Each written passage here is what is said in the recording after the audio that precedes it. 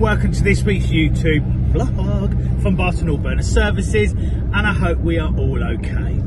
As always, thanks for everyone that subscribed last week and all the comments we have. And I've got to give a little shout out to, we're going to call him Mr. Puller. Mr. Puller, you know who you are. You crack us up and you make us laugh. And for anyone who may or may not know what I'm talking about, have a little look in our comments from our vlog last week and stuff like that, and you see some of his comments and they're funny and we just laugh at you, mate. So keep them coming, we love it. Anyway, moving on to this week's vlog from us. It was gonna be a oil tank job because we done one a few months ago, but I didn't really think there's enough detail in it for you. So I was going to do a very detailed oil tank job with fire protection, new concrete base, moving the oil line, etc, etc. But unfortunately, it's rained all week, so we couldn't do it. So we was then going to do a external boiler vlog for you, which we did actually manage to do the external boiler, but however, because it kept raining through it all the time, we was trying to do videos of it, but my camera was steaming up and it was just a disaster. So I'm hoping if I do that, Karen, I'm hoping she's put the pictures above there now, okay, of the before and the after, because we was quite pleased with that. We took a wall star out and we put a grant in, and yeah, we thought that was a great effort, to be honest. And yeah, the boys done a good job with the first part of it as well. But as I say, you should see by them pictures if it all works. So what we're going to do instead this week is another request really, which was a few people have asked us about. We've covered it in other vlogs, but over the course of like 2 or 3 vlogs, so to speak, just a bit here, a bit there. And that's control boxes and cells. People aren't sure about what control boxes do what and how they work and what they fit. Okay, so as I say, you know, I've crossed it with some other vlogs, but I'm going to try and piece it all together as one and try and tell you what box does what, common problems with them, common problems with the Photocells and stuff like that. Now, there are a lot of control boxes out there, so I'm only going to tell you the control boxes that we have on our vans, and I'm going to explain it to the best of my ability because it's quite a hard one. Alright, so hopefully it won't be too boring. Let's get on with this week's YouTube vlog. So we're in the stores on the desk. So we have got the R40 control box there. I'm going to go through all these properly in a minute. You've got your array of RDB control boxes. They all look the same, however they're different. The digital ones are the ones with the clear buttons on, and then you've got the red button, which is the analog one. So that's your standard RDB. And then here we have Firebird, Grant Blue Flame and Worcester, and they're all different. Then we move on to your Grant wall-mounted digital box, which is for the later ones. We've got the LOA, your 3 different Sotronics, the 830, 832 and DKO. And then we've got, this is a Danfoss one, which is the OBC one, which is a BHO conversion kit, which I'll show you. And then obviously we've got the RDB Photocells. For some reason we've got 2 there, so we'll remove that one. Okay, so that's your digital and your analog. That's your Wallstar Photocell, your MZ cells. That's an LD cell, and then you've got your QRBs. So I'm going to hand the camera to Ryan, and he's going to record me trying to explain this lot and common faults. Okay, here goes some sort of explanation. So all the yellow ones, 1, 2, 3, 4, 5 we've got here, as I've explained before, they're all 50 volt control boxes, because what happens is you have the 240 volts going and straight out to the motor. The motor converts down to 50 volts through the white wire that comes back to the control box. So all these run on 50 volts. So I've also explained before, especially on the R40, if you get this control box go bang and smoke, it's because you need to put a burner motor on as well. So the other common things about the yellow control boxes are your common faults, which are all very similar. So if any of these boxes used to go to a boiler and they just continually run all the time and you get no fire of the boiler, i.e. it just keeps running and running and running, then you look for 2 things. The first thing you need to look for is these Photocells fail, these RDB Photocells here, or you've got the R40 Photocell here. So this is what you try first, you change your Photocell. If that doesn't work, then you've got a fault with the control box. That's the only real fault you get with these, so to speak. There's 2 different types of Photocell. You have the analog one here and the digital one here. As you can see, they look the same. The only difference is the plug on the end. And that's only a recent thing they've changed it as well. Digital, analog. so you can't get them muddled up. The most vital thing here to say also is on these, because they're for different versions, i.e. Firebird, Grant and Worcester, even though they look identical, you have to be very careful. Because if you put a Firebird one on a Worcester, it doesn't work. If you put a Worcester on a Firebird, it doesn't work, etc, etc. And that's how it is. The only slightly different one is in the middle here. You've got this Grant Blue Flame one here. If that was to fail, it does not take a digital cell. It's a UV cell. It's something we don't stock. I've only ever changed one. There was quite a common problem with the early RDB Blue Flame Grant boxes, and that is they would get stuck in the lockout position. And it doesn't matter if you press and hold the button for a minute, pad it down, pad it up, it would be stuck. And if you just got something and went bang on the top like that, it would then fire because the relay used to get stuck.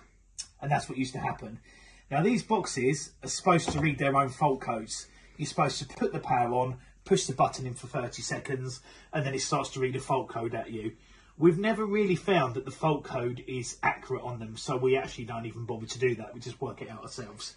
So as I say, the most common problem is they just run and don't fire, and that's obviously the cell. If it's not the cell, we change the control box, but we always change them as a matched pair. If the control box is a failure, we will put the cell on as well. If it's just a cell failure, we put a cell on by itself, and that's basically how they work. So yeah, you know with these.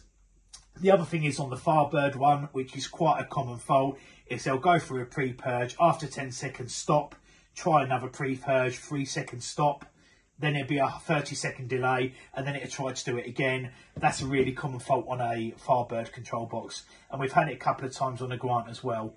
The Worcester one, they just stop. It goes through a cycle, goes to fire, you think it's firing, it's not. And it actually turns out that it's a little transformer inside, because as you can see, the transformer's built in as well.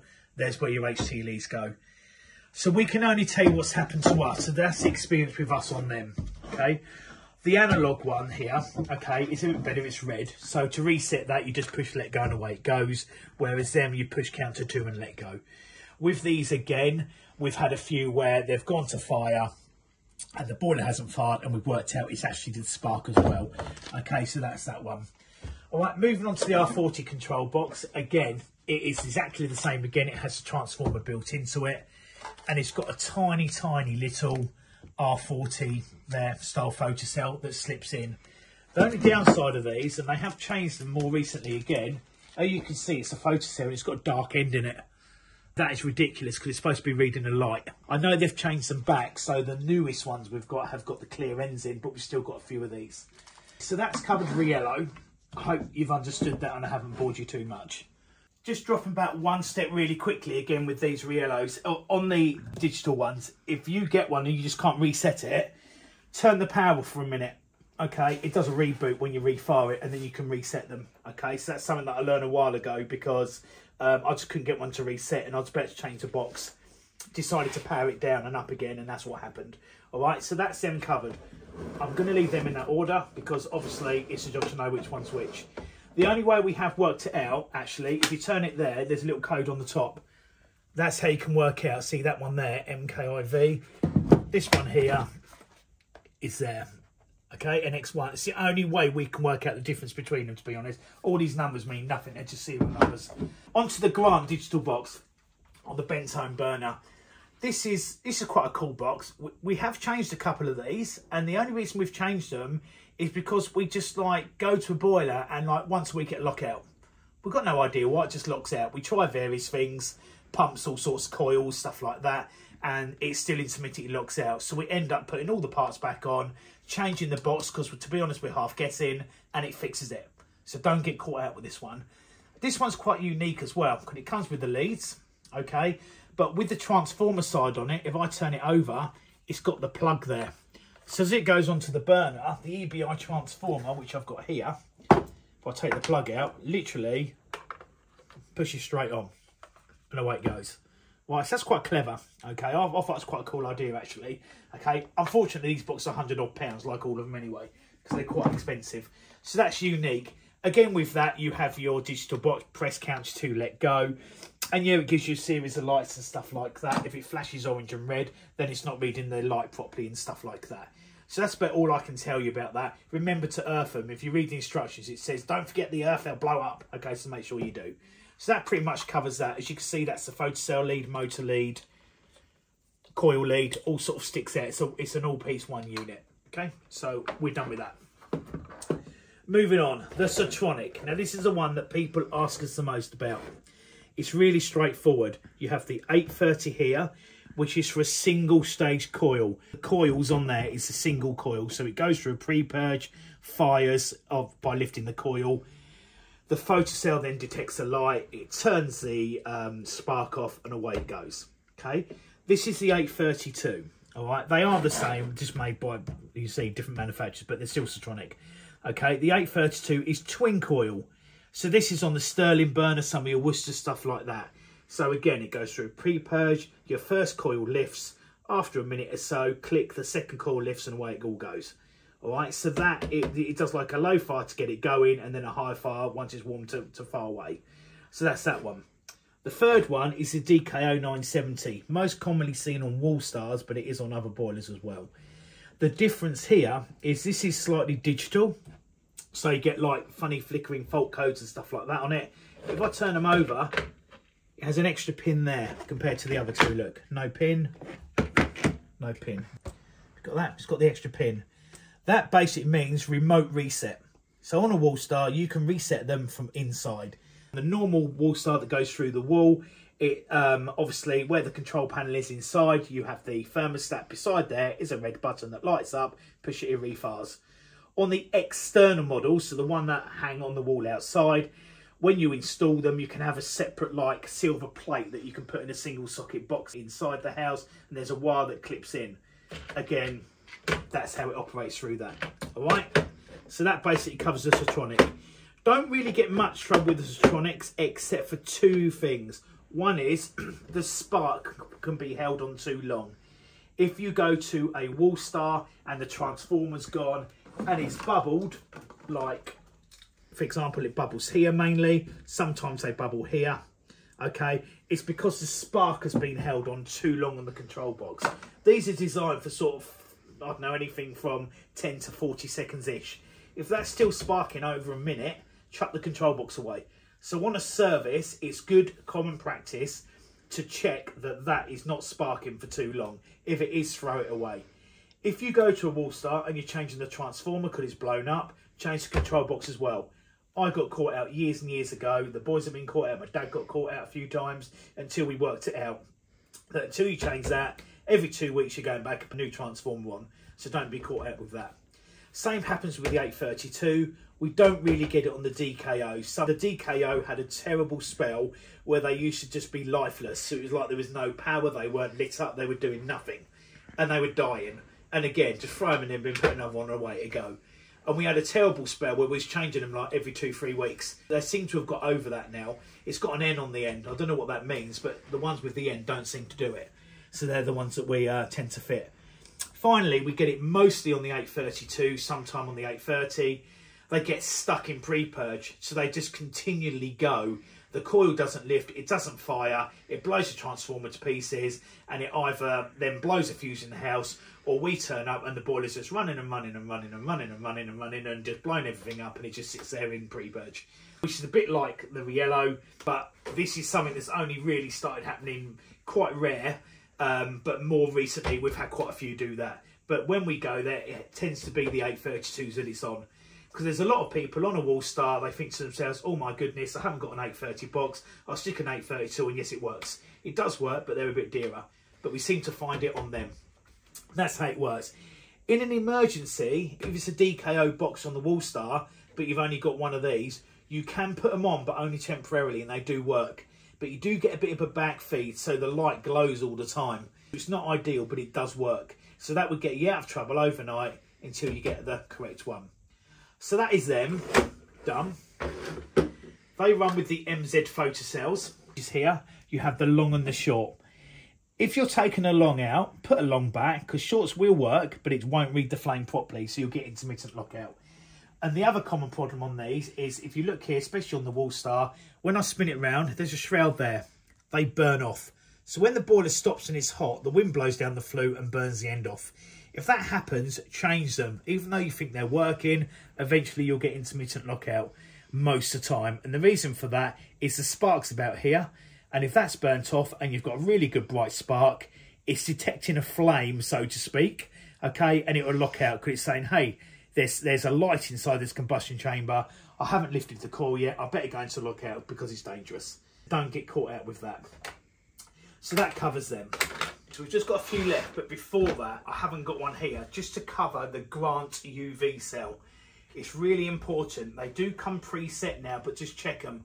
Where the cell goes through the grommet, where it pushes into the burner, the distance from the end of the cell to the start of the grommet is 40 to 42 mil, something around that region. If you're servicing it and you pull it out, by mistake, you can pull that cell back inside the grommet. And if you do that, they'll go, since you service the boiler, we get intermittent lockout. That's why. You've really, really got to be careful with that one. Make sure you set that distance. I'm sure it's 40, 41 mil, something like that. So just double check that. Right, moving on. LOA control box. That is mainly on your minor burners. It is on others as well, but it's on your minor 1 to 4s, 4 to 8s, etc, etc. Mainly Thermocons. As I say, it's on other ones as well, but that's how we're going to do with it at the moment. They're on a QRB1 cell. Here we go. Here's one type. Got a massive leaf for some reason. Okay, this is your black one, and you've got the identical one in the red. The difference is low sensitivity, high sensitivity.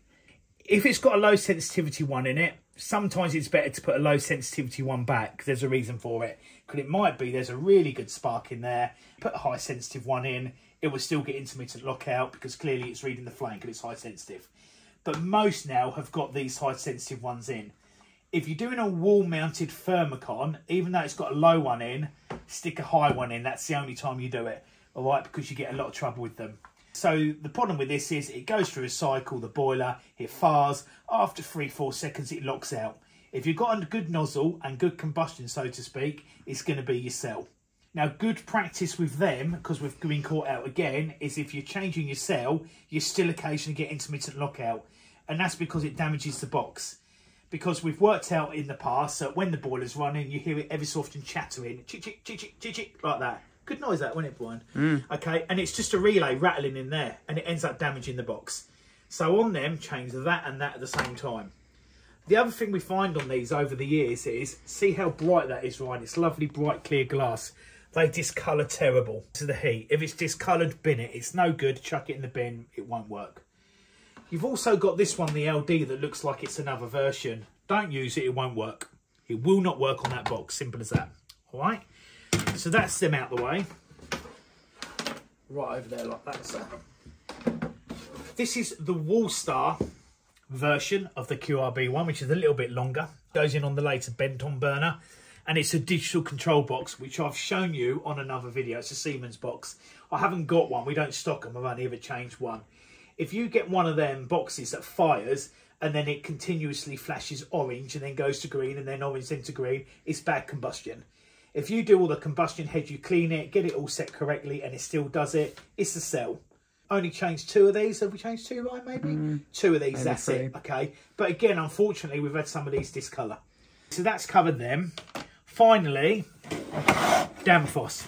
Now, on Geminox and Yorkstars and things like that, they have these control boxes on them. Now, originally, they were BHO ones, which were slightly different, and they failed. But you can't buy the BHO box anymore. So this is the conversion. Now, this is the box you stick on it here, the new one, and obviously you reset there.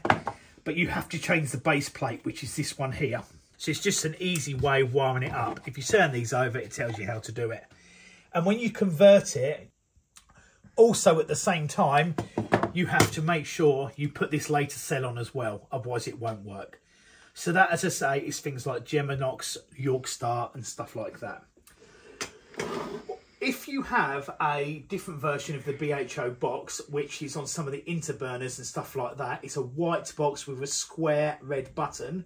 There is also a adapter as well. It's a UC something or other. I can't remember exactly what the part number is. But it's an adapter that basically pushes onto the base plate of what's left behind on the interburner. And then you can just pop a Sotronic control box on the top. It converts it. We don't do that. We just rewire it with one of these universal wiring plates here. That's how we do it, but you can get round it by pushing that converter plate on first. So that is basically everything I've boringly got to tell you about control boxes and all the ones we got. I know there's others. You've got Brahma boxes and stuff like that on commercial. I do actually have one, but I've left it at the other stores. Okay, so I can't show you that. That's on commercial. Again, that flashes orange if it's not reading the light and stuff like that. But that's on much, much bigger yellow burners. And I mean like twin nozzle burners and stuff like that. Okay, so that's me done in here. Back to the van. Geez, that is a lot of information. I really hope it hasn't bored you too much. But how can you make control boxes and photocells look exciting? You can't really. So that is it. That is this week's YouTube vlog done from Barton Burner Services, box and cells. Okay, so yeah, a bit of an insight. I've tried to drain my brain of as much knowledge as I can remember. Since I've taken them videos like half an hour ago, there's other things that I've remembered, but there's only so much we can take in. So I've hopefully done it, so it's one of these vlogs that if you ever get stuck in the future, you can sort of drop back and look at particular areas of it. So I've specifically done Riellos, specifically done then Sotronic, and then LOAs, and then obviously the BOH box. So yeah, I've tried to do it in some sort of order for you as well. So feel free to comment as always, feel free to subscribe because it is free of charge at the end of the day. And for the people that haven't, it means the world to see if you do. So please, yeah, there's a lot of people that aren't subscribing, but we know they watch us. So yeah, crack on and please do subscribe.